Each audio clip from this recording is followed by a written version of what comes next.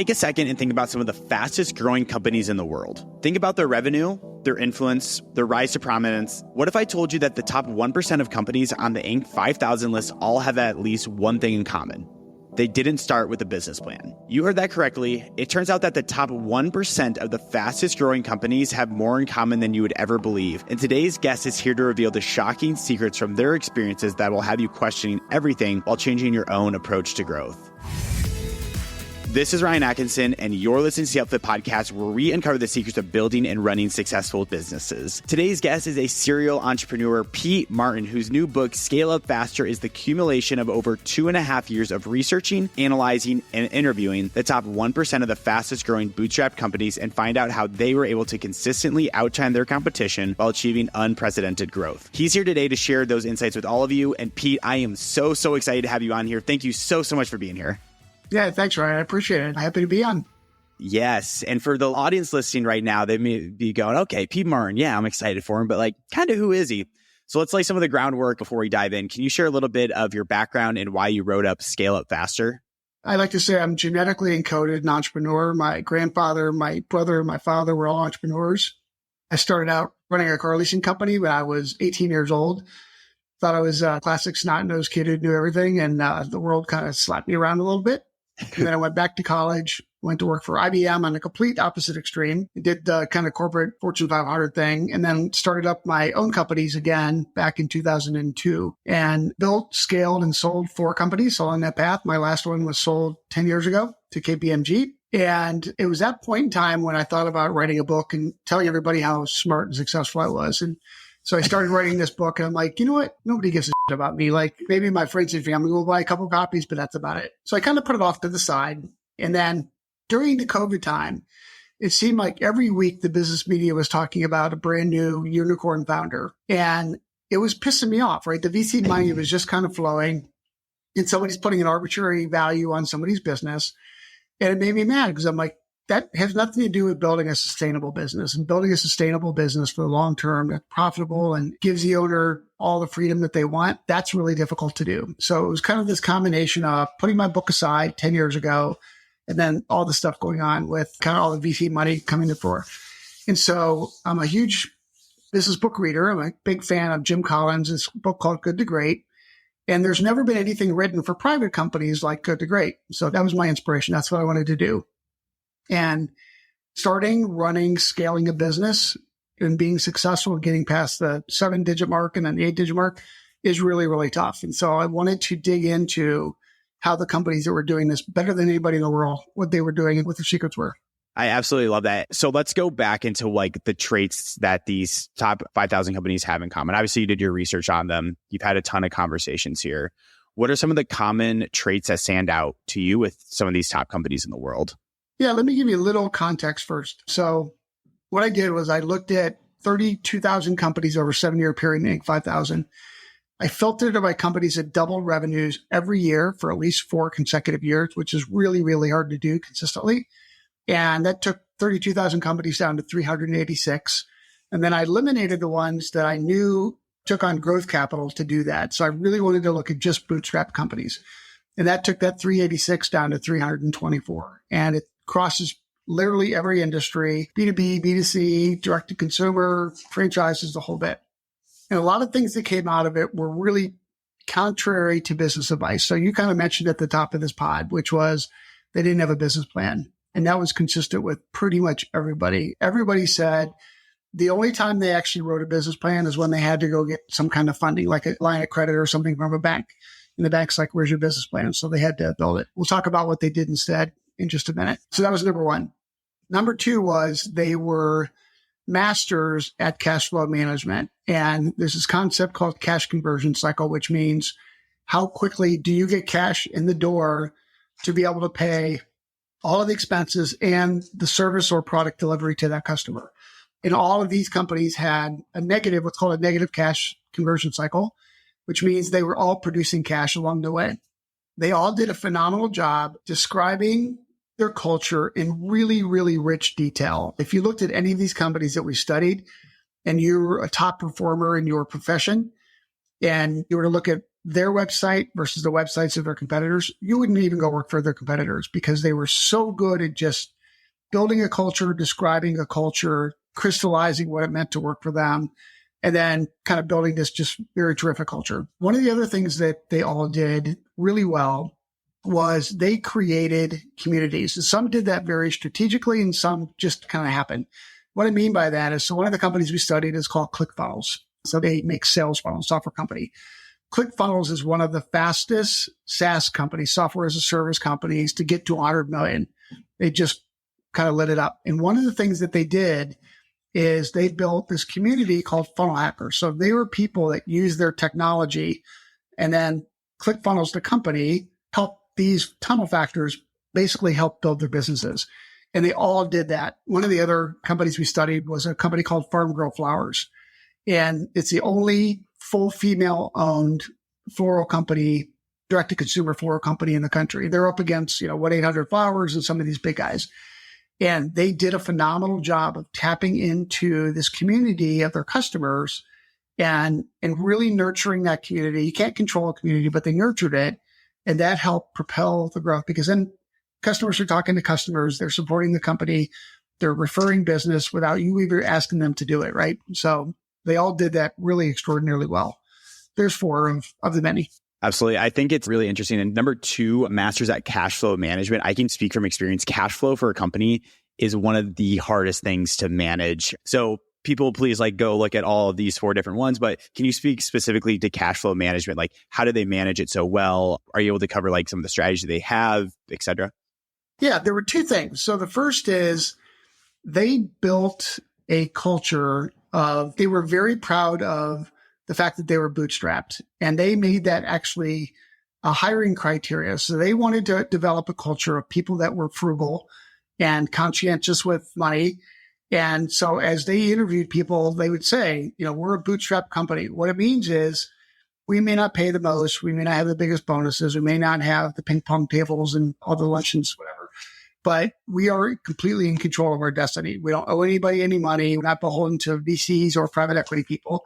And so we're in control of what we do. So that was number 1. Number 2 is because they built this culture, everybody was focused on ways to save or make money or generate cash flow. So there's just stupid stuff that goes on in businesses all the time. If you send out an invoice that's incorrect, right, and you want 30 days payment terms, guess what's going to happen? Customer's going to bounce it back. You're going to go back and forth, and you just extended your 30 days to 45. So there are some things that just sound so tactical and simple, but they mastered these things so that they could produce positive cash flow. With your consulting firm, with all your other companies, did you find that you shared a lot of these traits, or what do you think kind of led to your success? Yeah, I would say what's led to my success is we made all the same mistakes everybody else makes. We screwed things up. We were sweating on a Thursday night before we had to pay payroll. We were all of the things that the stories that entrepreneurs, startup entrepreneurs, and even tenured entrepreneurs talk about, we hit it. And so a lot of it is just making those mistakes along the way. And even though I'd read the books, kind of the real life doing business in the real world, can be a little bit different. And so because I've started and scaled 5 companies, I obviously got better along the way, right? I kind of knew the potholes to escape from. I knew to ask customers for cash up front. All of the things that went into all of the different characteristics of running a business, I got better over time because I made all the mistakes in the previous companies. If you're ready to enter the 1% for yourself, there's no better way to start than with a business that sets you up for success on day 1. And with a Lawn Squad franchise, you get exactly that. A revenue-generating business backed by proven systems, training, and support. Some Lawn Squad franchisees are making over $400,000 a month. Their franchise system gives you the step-by-step roadmap to succeed even if you have no prior experience. If you're ready to start your journey, just head over to franchise.upflip.com/lawn-squad to learn more. That's franchise.upflip.com/lawn squad. Can you talk about one of the biggest mistakes that comes to mind right away that you've had to learn from? Because as an entrepreneur, I've talked about it a lot in this podcast. That's where you really grow and learn from, is when you're at that low point, when you're making mistake after mistake. But that's really how you grow and learn. So can you speak specifically to mistake that you made that really sticks in your mind from a learning perspective? Yeah, for sure. So I like to say that all business issues are people issues, and that's mostly true.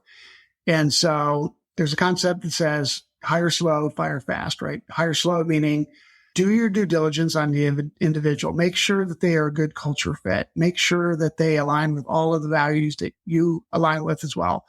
And so a perfect example is we had a fairly rigorous hiring process in my consulting firm. And we had a lot of people. We had team interviews. We had tests and exams and assessments and all this kind of stuff. And we had brought this individual on that I had known for 10, 15 years. And I thought he was a really good guy.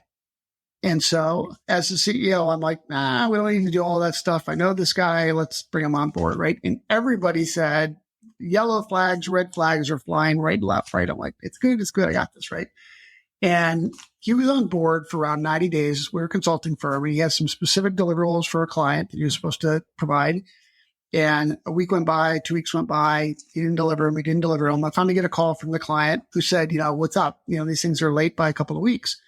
And I said, I was told that they had been delivered, right? And so I start to uncover it and unravel it. And it turned out he hadn't really done anything. I don't know what he was doing to this day. He'd only been with us for 4 months. And the more I dug, the deeper I got. And what was interesting about the story was I was ready to fire him instantly. And my business partner who owned half the company, it was like, no, let's just give him a chance. It might have been some health issues or something. And I'm like, nope, my gut tells me that we need to just rip off the Band-Aid, right?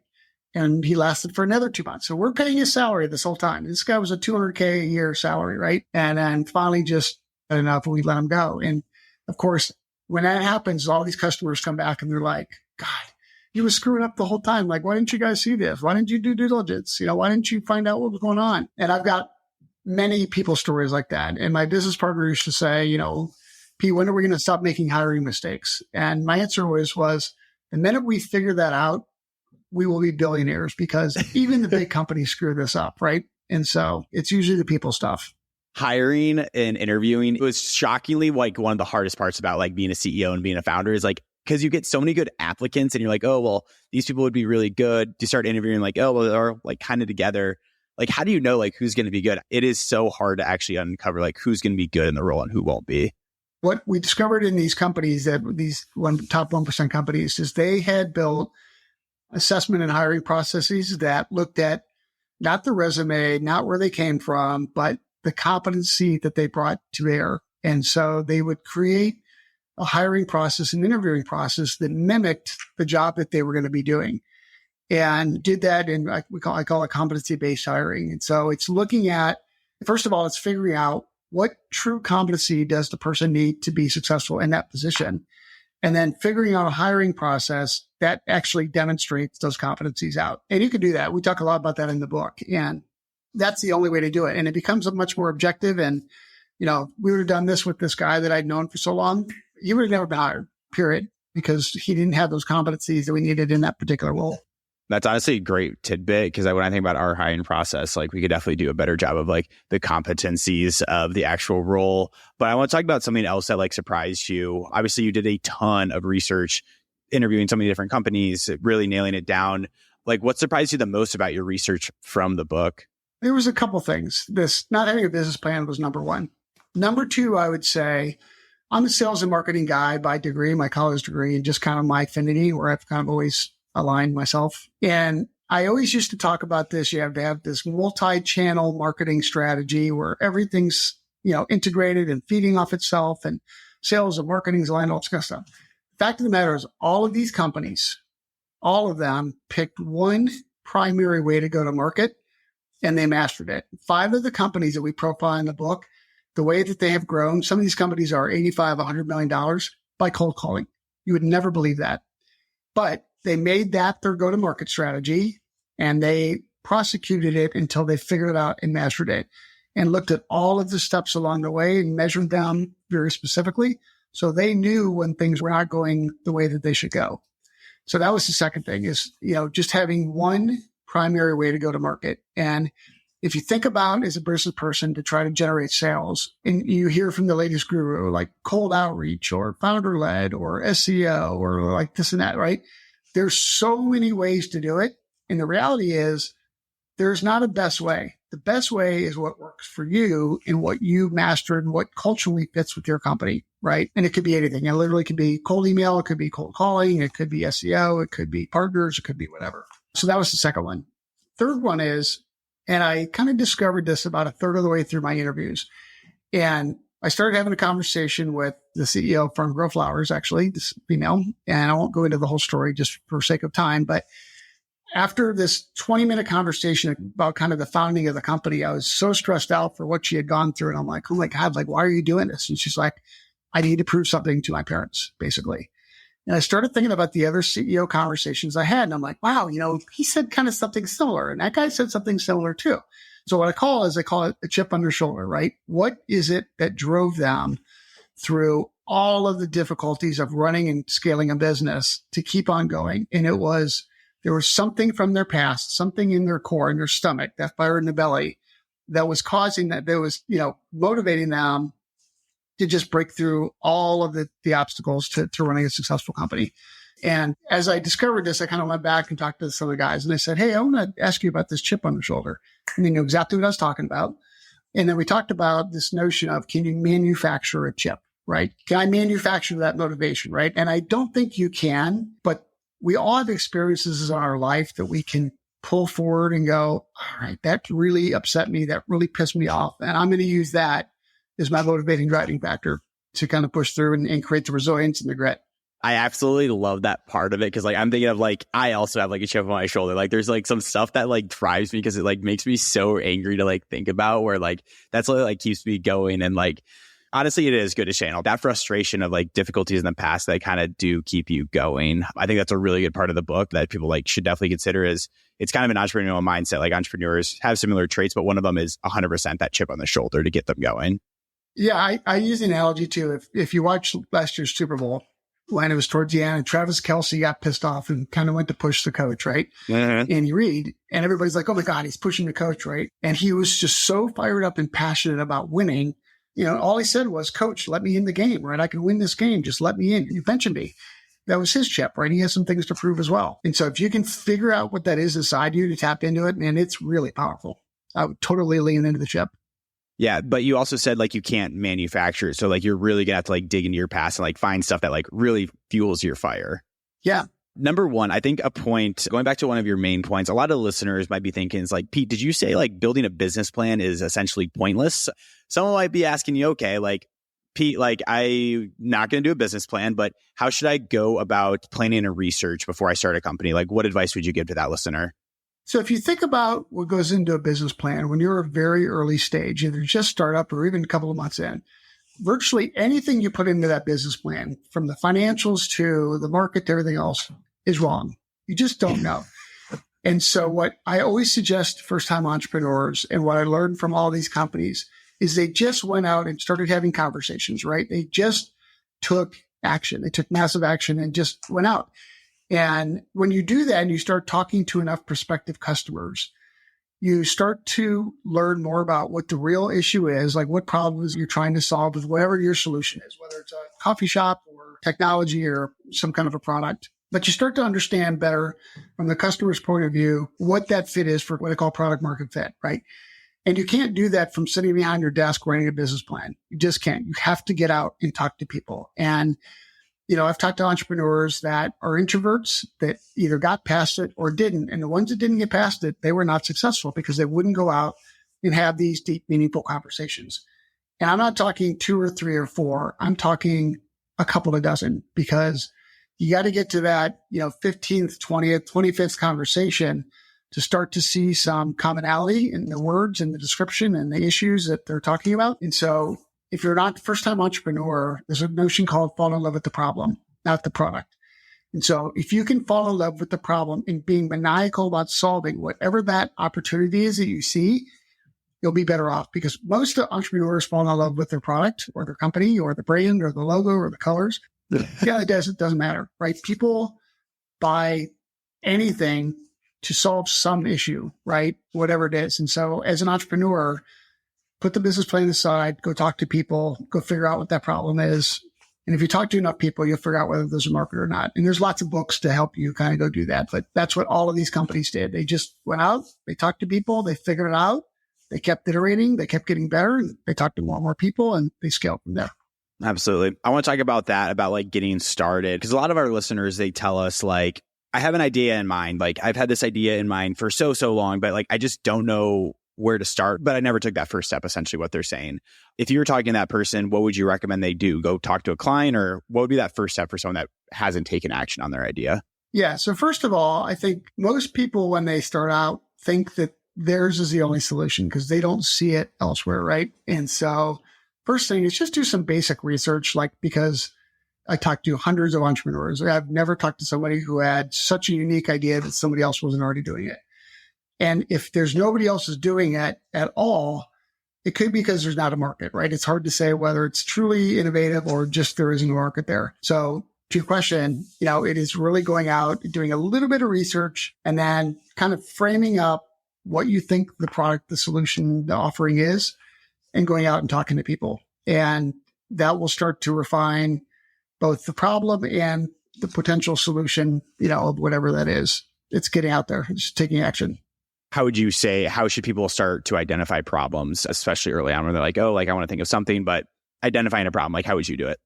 There's a lot of folks who will talk about getting onto like Google Trends, for instance. So you can look at Google Trends over a period of time and see, somewhat get kind of some sense of what problems is the world seeing, right? What's trending. And if that's something that you're passionate about. I've met entrepreneurs a couple that I interviewed as part of this research, weren't necessarily in love with what they were doing in terms of the industry, but they're still super successful because they did the right things. Because I used to say, you got to be really passionate about this problem. Passion is like the only emotion that you can't fake. And if you don't have passion, you're not going to be successful. And I've completely gone back on that because I bet these people, they're like, yeah, I saw an opportunity. It seemed to make sense. I talked to a bunch of people. They said, oh yeah, that's a real problem. And I'll give you money to fix that problem. And they built a business out of it. And so it's really hard to say, but it should be something that, you should be excited about. It's one thing to go into an established business and maybe you're not super passionate about it and continue to grow it. It's another thing if you're not getting income for a while and you're putting financials at risk and your personal health and your family or whatever, you should at least like what you're doing, right? A little bit.